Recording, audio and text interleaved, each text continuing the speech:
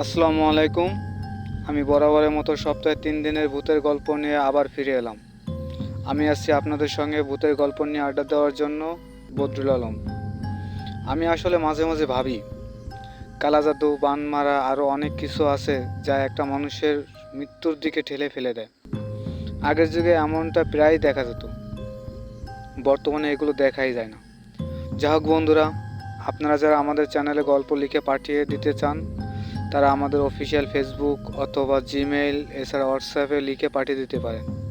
আমাদের ফেসবুক বদরুল খান, Gmail khanbd034@gmail.com এবং WhatsApp 01531334096 এই নাম্বারে মেসেজ করে দিতে পারেন। আজকে যে দর্শক আমাদের গল্পটি লিখে পাঠিয়েছেন, ঘটনাটি তার ফুফার কাছ থেকে শুনেছেন। আমাদের যেভাবে লিখে পাঠিয়েছেন আমি সেভাবেই গল্পটি পড়ে শোনাচ্ছি।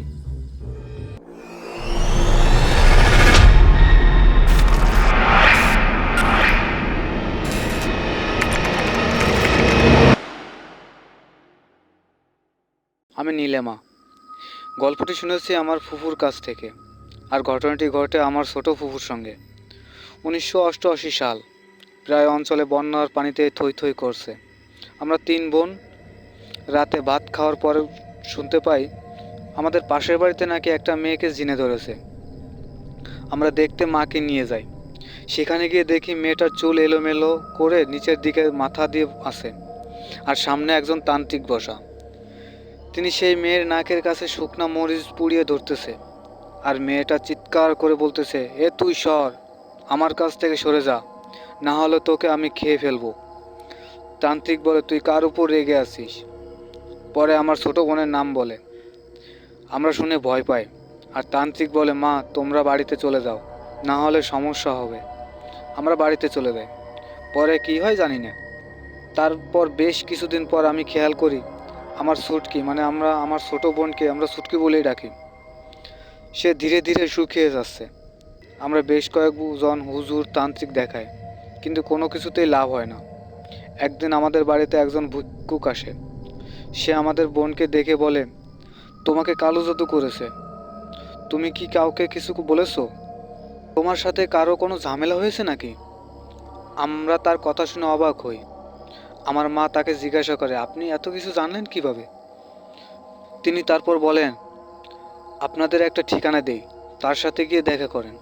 আমরা তার কথা মতো সেই ঠিকানায় গিয়ে পৌঁছাই। জায়গাটা অনেক ভয়ঙ্কর, চারিদিকে প্রদীপ জ্বালানো। আমাদের সেখানে যেতে যেতে সন্দেহ হয়ে গেছে, তাই জিনিসগুলো দেখতে পেলাম। বড় একটা বট গাছ, তার নিচে বসে আছেন তিনি। তার সামনে দেখি 5 থেকে 6টা ছায়া বসা, অথচ তাদের কোনো শরীর নেই। আমরা ভয়ে কি করব বুঝতে পারতেছি না। তার কিছুক্ষণ পর দেখি সেই তান্ত্রিক বলে, তোরা চলে যা এখান থেকে, আর তোরা আয় যারা আমার সাথে দেখা করতে এসেছিস। পরে দেখি সেই ছায়া উঠে চলে যায়, আর আমরা সেখানে গিয়ে বসে পড়ি।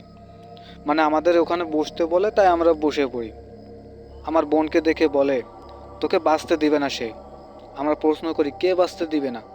তিনি বলেন, তোকে যা করছে আমি তার ঔষধ দিতে পারবো না, তোরা চলে যা এখান থেকে।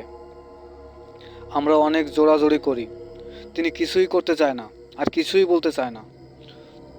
তবে আমাদের ঘটনা খুলে বলল তিনি। আমার বোনকে নাকি একটা ছেলে ডিস্টার্ব করত, কিন্তু আমাদের কখনো বলে নাই।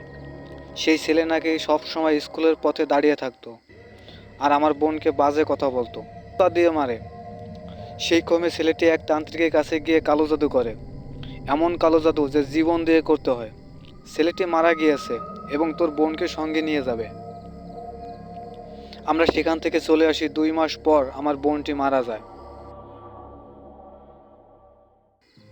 এই ছিল আমার ফুফুর কাছ থেকে শোনা গল্প।